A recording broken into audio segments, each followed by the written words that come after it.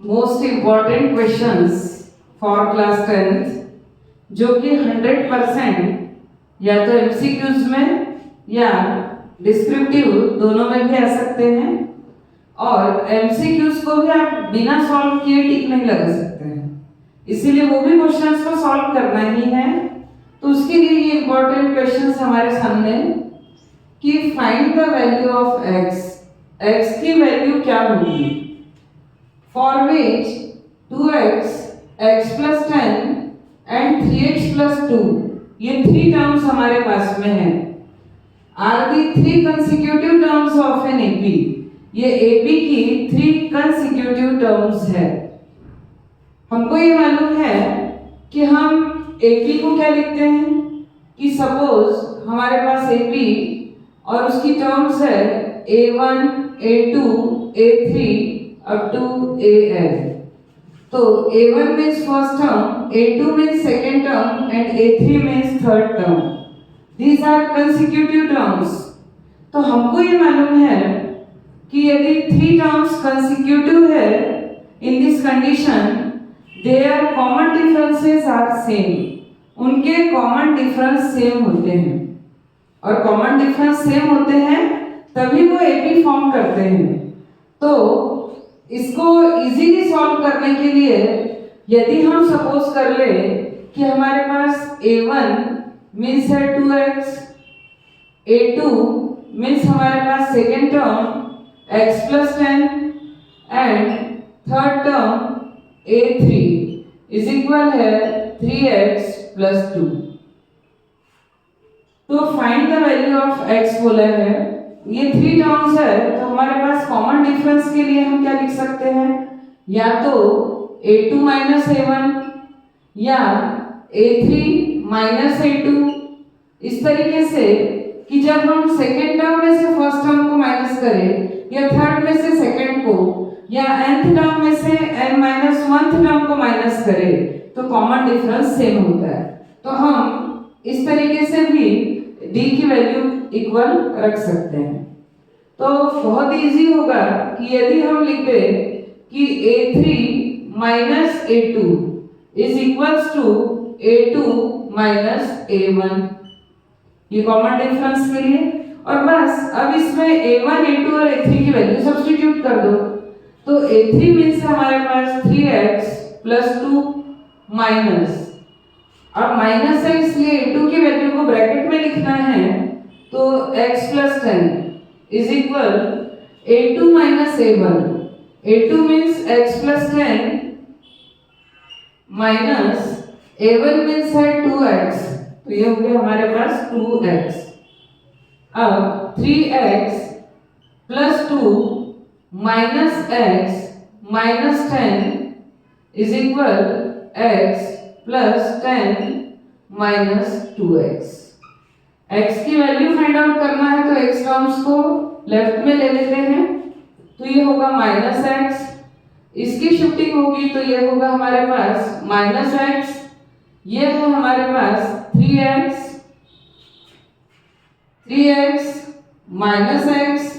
Minus x और ये plus 2x, तो ये हुआ प्लस 2x। सारी x टर्म्स जो है वो हमारी राइट साइड में हो गई। अब कांस्टेंट टर्म्स, तो ये है 10, ये माइनस 10 की शिफ्टिंग होगी तो प्लस 10, और ये प्लस 2 की शिफ्टिंग होगी तो ये माइनस 2। अब ये 3x minus x 2x, 2x minus x x और x प्लस 2x 3x, तो इस तरीके से ये हमारा होगा 3x। आप जैसा आपको इजी लगता है, minus x minus 2x plus 2x cancel, तो भी 3x इज इक्वल 10 प्लस 10 20 और 20 माइनस 2, तो ये होगा 18। सो x इज इक्वल 18 अपॉन 3, तो 3 6 सो x इज इक्वल 6। तो इस तरीके से हम इस क्वेश्चन को सॉल्व कर सकते हैं। तो एमसीक्यूज में भी ये क्वेश्चन आ सकता है। क्वेश्चन 3 है कि the first term of an AP is -5, कि सपोज फर्स्ट टर्म हमारे पास है a इज इक्वल है -5, तो ये हुआ a is equal -5 and the common difference is 2। Common difference है हमारे पास 2। फाइंड द सम ऑफ, अब हमको सम फाइंड आउट करना है फर्स्ट 6 टर्म्स का। तो नंबर ऑफ टर्म्स कितनी है 6 और उनका फाइंड आउट क्या करना है हमको, सम मींस S6 हमको फाइंड आउट करना है। इतनी वैल्यूज हमारे पास है, तो सम ऑफ n टर्म्स के लिए हमारा फॉर्मूला होता है कि Sn is equal n/2 into 2a plus n-1 into d, ये फॉर्मूला है। अब हमको S6 फाइंड आउट करना है, तो सिर्फ वैल्यू सब्स्टिट्यूट कर दो कि 6/2 इंटू 2 इंटू a मीन्स है -5, तो ये हुआ -5 प्लस n-1, तो 6 - 1 इंटू d मीन्स है 2। तो ये नेक्स्ट स्टेप होगी हमारी 2 3 तो S6 is equal 3 into bracket 2 into -5 -10 plus 6 - 1 5 5 2 10, तो -10 प्लस 10 ये हो गया 0। तो S6 is equal 3 into 0 means 0। तो ये क्वेश्चन आपको एमसीक्यूज के लिए भी आ सकता है, तो हमारा करेक्ट ऑप्शन होगा कि S6 इज इक्वल 0। और यदि 1 मार्क के लिए आता है तो आपको इस तरीके से पूरा सॉल्व करना है। होप करती हूँ कि दोनों ही क्वेश्चन अच्छे से समझ आए होंगे। Find the value of m for which the quadratic equation m-1 into x square plus 2 into m-1 into x plus 1 is equal 0 has equal and real roots। Quadratic equation है और यदि real and equal roots given है तो आपको पता है कि discriminant is equals to 0 होता है। डिस्क्रिमिनेंट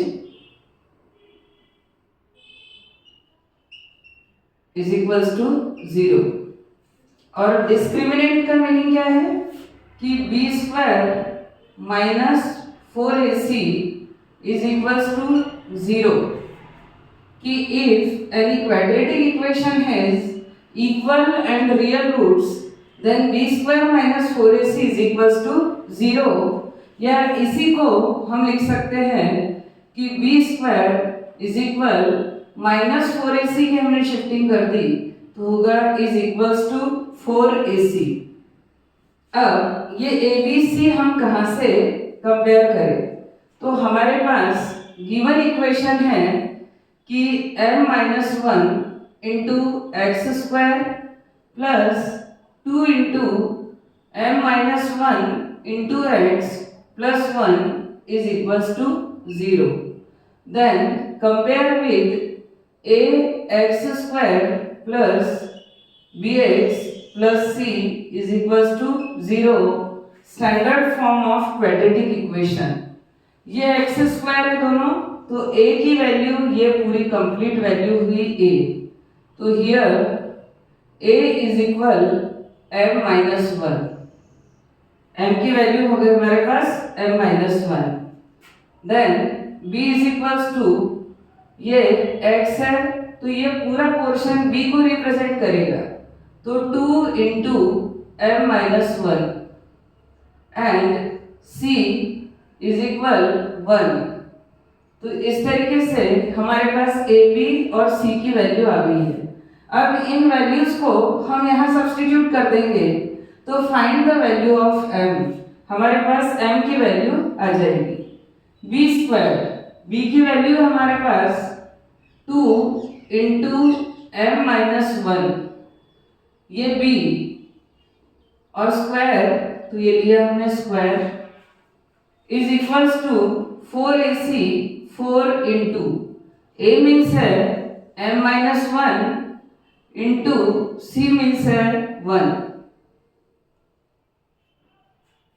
अब इस पूरे पार्ट का स्क्वायर करेंगे तो 2 2 4, m-1 होल स्क्वायर को हम लिख सकते हैं m-1 into m-1, is equal 4 1 ज़ा 4 इंटू m माइनस 1।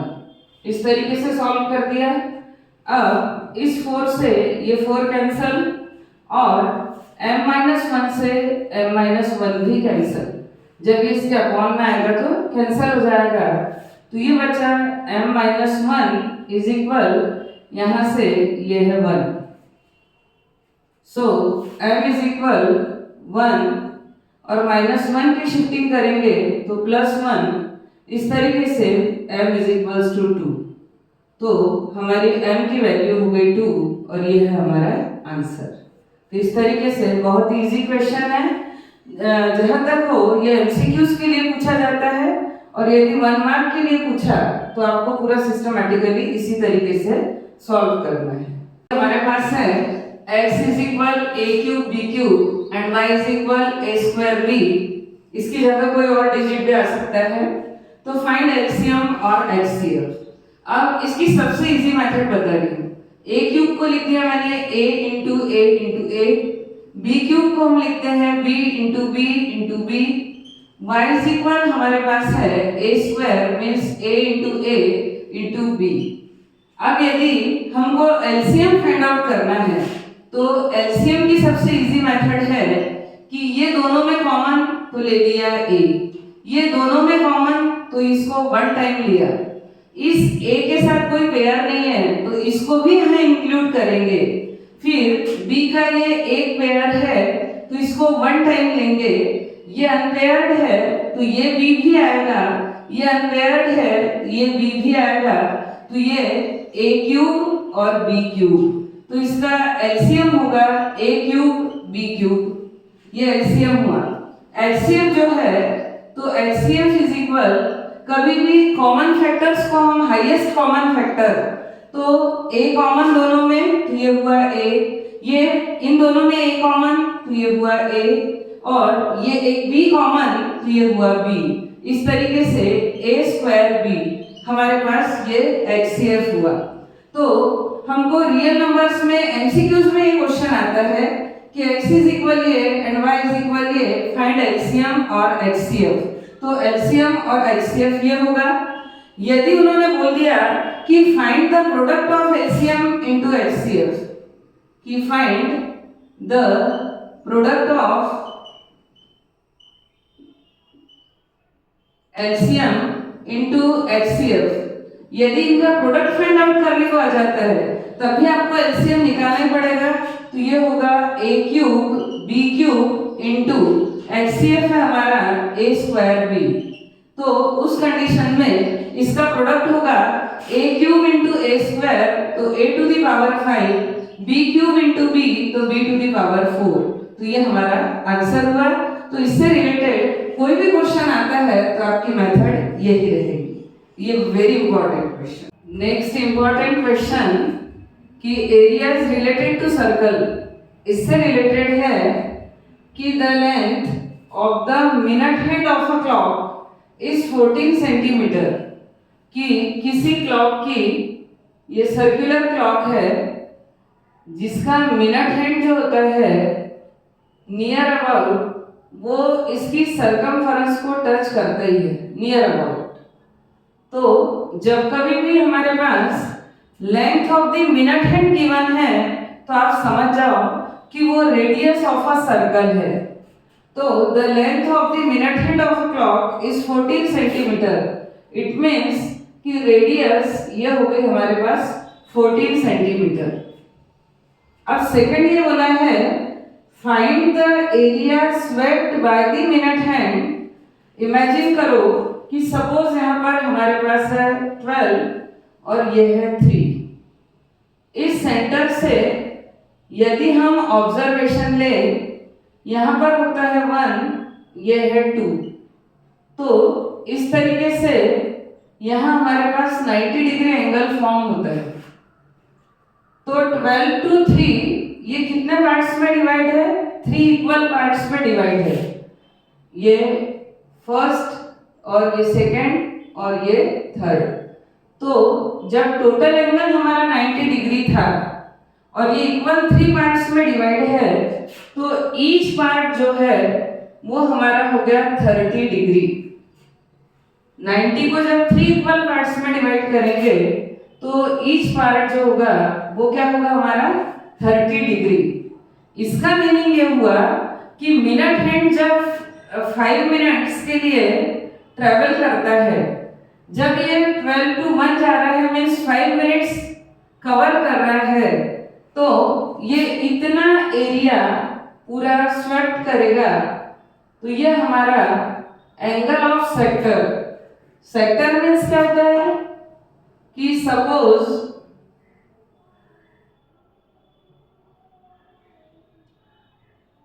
ये है सेंटर और ये है एक रेडियस, ये सेकंड रेडियस, तो the shaded region between 2 radius and including arc, कि इस आर्क और 2 रेडियस के बीच का पोर्शन, इसको हम बोलते हैं सेक्टर।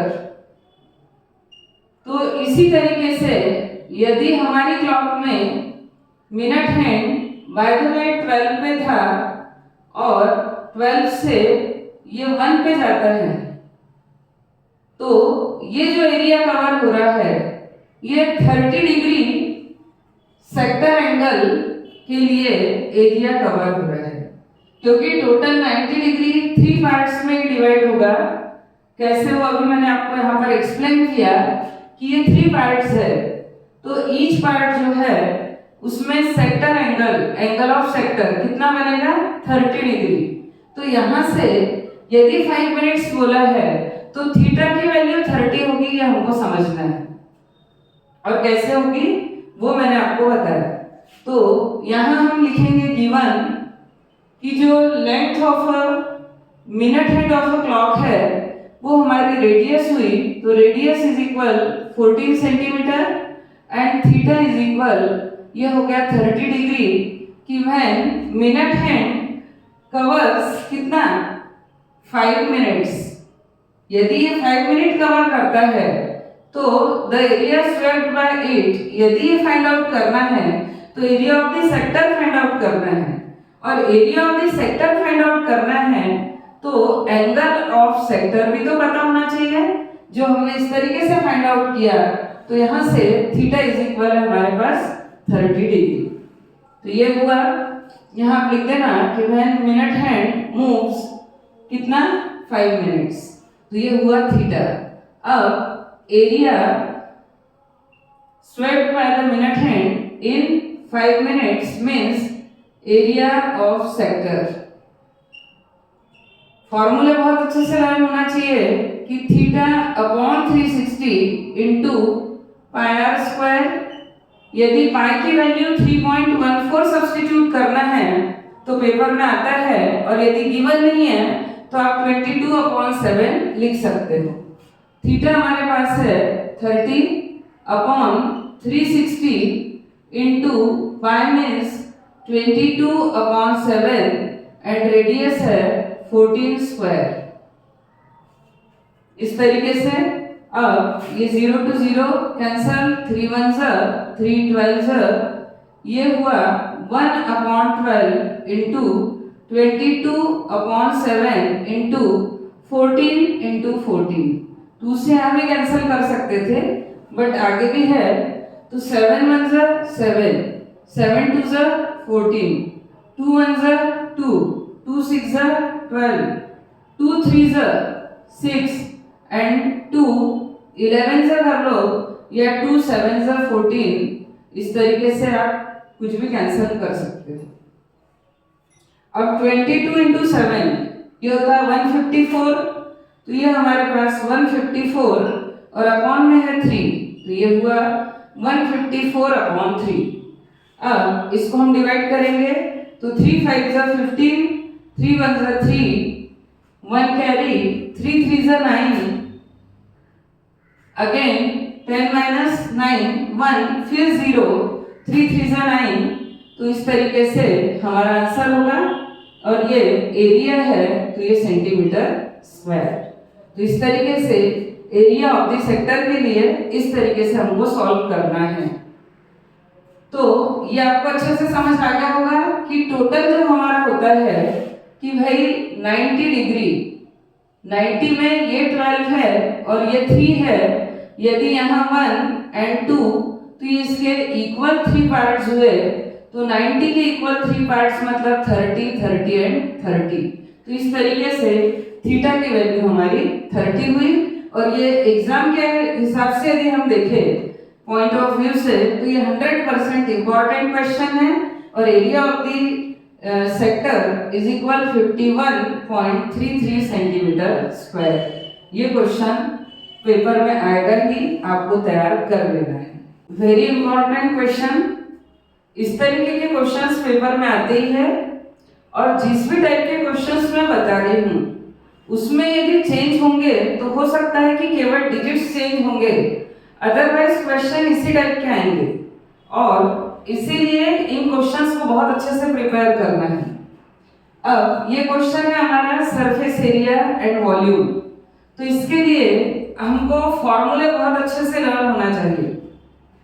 तो 2 cubes each of volume 64 centimetre cube. Cube means जिसमें लेंथ, ब्रेथ एंड हाइट तीनों सेम हो। और यदि उसका 2D शेप हम देखते हैं फ्रंट से, तो it looks like a square, वो स्क्वायर जैसा दिखता है। यदि हम 3D शेप नहीं बना पाए तो कम से कम 2D शेप बना के ही उसको सॉल्व कर दो तो भी बहुत इजीली हो जाएगा। तो are join end to end, कि उसके एंड टू एंड यदि हमने 2 क्यूब्स को ज्वाइन कर दिया, पेपर में 3 क्यूब्स भी आ सकता है, लेकिन मेथड सेम टू सेम यही होगी। Find the surface area of the resulting cuboid. जब वो क्यूबॉइड में कन्वर्ट हो जाएगा तो उसका सरफेस एरिया क्या होगा। अब हम सपोज कर लेते हैं कि क्योंकि क्यूब में ऑन साइड्स इक्वल होती है, तो द एज या साइड लिख सकते हो आप, each side of a cube हमारे पास है बी ए, हमने ए सपोज कर लिया। अब हमारे पास जो भी गिवन हो पहले उसको यूज करो कि 2 cubes each of volume. Each of volume means एक का वॉल्यूम, तो वॉल्यूम ऑफ अ क्यूब ये हमारे पास गिवन है। तो volume of a cube is equal है 64 सेंटीमीटर क्यूब। तो वॉल्यूम ऑफ अ क्यूब का फॉर्मूला क्या होता है, साइड क्यूब। साइड हमारे पास है ए, तो ये होगा a cube is equal 64। So a cube is equal 64 means 4 4 जा 16, 4 जा 64। तो इसको हम लिख सकते हैं 4 क्यूब। तो यहां से ए की वैल्यू हमारी हो गई 4 centimetre, means each side of a cube is 4 centimetre. अब यदि 2 क्यूब्स को हम जॉइन टू एंड ज्वाइन कर रहे हैं, सॉरी, तो सपोज हमारे पास ये 2 क्यूब्स है। एक क्यूब को यदि हम देखेंगे तो वो स्क्वायर शेप दिखता है, जिसकी ईच साइड जो है वो 4 सेंटीमीटर है। जब इसमें सेकंड क्यूब हम अटैच करेंगे तो उसकी जो लेंथ होगी वो भी 4 सेंटीमीटर होगी। बट ब्रेथ जो है यदि एंड टू एंड हमने किया तो लेंथ चेंज होगी, लेकिन ब्रेथ तो हमारे पास 4 सेंटीमीटर ही होगी। और हाइट जो है वो भी 4 सेंटीमीटर ही रहेगी। कि हमने एक 4 सेंटीमीटर का क्यूबिकल बॉक्स है और उसके बाजू में एक और 4 सेंटीमीटर ईच साइड वाला क्यूब ज्वाइन कर दिया, तो दोनों क्यूब यदि हमने कंबाइन करते हैं तो केवल लेंथ चेंज होगी, उसकी ब्रेथ और हाइट तो चेंज नहीं होगी। इसीलिए यहाँ पर वर्ड यूज हुआ है क्यूबॉइड, क्योंकि अब लेंथ चेंज हो रही है तो लेंथ ब्रेथ यदि डिफरेंट है, हाइट डिफरेंट है, तो वो अब क्यूबॉइड में कन्वर्ट हो गया। तो बोला है कि when 2 cubes are joined end to end, तो हम लिखेंगे कि when 2 cubes joined end to end, यदि हमने दो क्यूब्स को क्या कर दिया, एंड टू एंड ज्वाइन किया, तो it converts into a cuboid, it converts into a cuboid. ये एक क्यूबॉइड में कन्वर्ट हो गया। अब क्यूबॉइड में कन्वर्ट हुआ तो इस तरीके से, अब क्यूबॉइड के लिए लेंथ क्या होगी हमारे पास, 4 + 4, ये होगा 4 + 4 = 8 सेंटीमीटर। ब्रेथ वो तो रहेगी 4 ही सेंटीमीटर, और हाइट वो भी होगी 4 सेंटीमीटर। इस तरीके से रिजल्टिंग क्यूबॉइड के लिए लेंथ, ब्रेथ एंड हाइट। अब बोला find the surface area of the resulting cuboid, तो surface area of a cuboid, इसका फॉर्मूला, सारे फॉर्मूले बहुत अच्छे से लर्न होना चाहिए। तो 2 × LB + BH + HL, तो ये होगा हमारे पास 2 × लेंथ कितना है 8 × ब्रेथ है 4 प्लस ब्रेथ है 4 एंड हाइट है 4 प्लस हाइट 4 एंड लेंथ 8। इस तरीके से 2 × 8 4 32 plus 4 4 16 plus 8 4 32 is equal to 2 × 6 + 2 8 and 2 10, 1 carry 3 and 3 6 and 2 8। तो इस तरीके से ये हो गया 160 सेंटीमीटर स्क्वायर। हमेशा याद रखिए यूनिट ऑफ एरिया, जब कभी भी हम किसी भी शेप का एरिया फाइंड आउट करते हैं तो या तो मिलीमीटर स्क्वायर या सेंटीमीटर स्क्वायर या मीटर स्क्वायर या किलोमीटर स्क्वायर, इस तरीके के हमारे डिजिट्स आते हैं। तो ये हमारा surface area of a cuboid. और हो सकता है कि इसकी प्लेस पर यदि हमारे पास यहाँ सरफेस एरिया गिवन हो और फिर वॉल्यूम पूछ सकते हैं, तब भी हमारे पास प्रोसेस जो गिवन है उसका फॉर्मूला अप्लाई करो, उससे ईच साइड हमारे पास आ जाती है। यदि सरफेस एरिया होता तो 4L², फिर हम ईच साइड आने के बाद उसका वॉल्यूम इजीली फाइंड आउट कर सकते हैं by putting values in formula, कि वॉल्यूम के फॉर्मूला में आप वैल्यू सब्स्टिट्यूट कर दो। तो ये बहुत ही इंपॉर्टेंट क्वेश्चन है सरफेस एरिया एंड वॉल्यूम से। और इसके बाद अब जो और क्वेश्चंस है इसके इंपॉर्टेंट, वो मैं नेक्स्ट वीडियो में आपको बताऊंगी।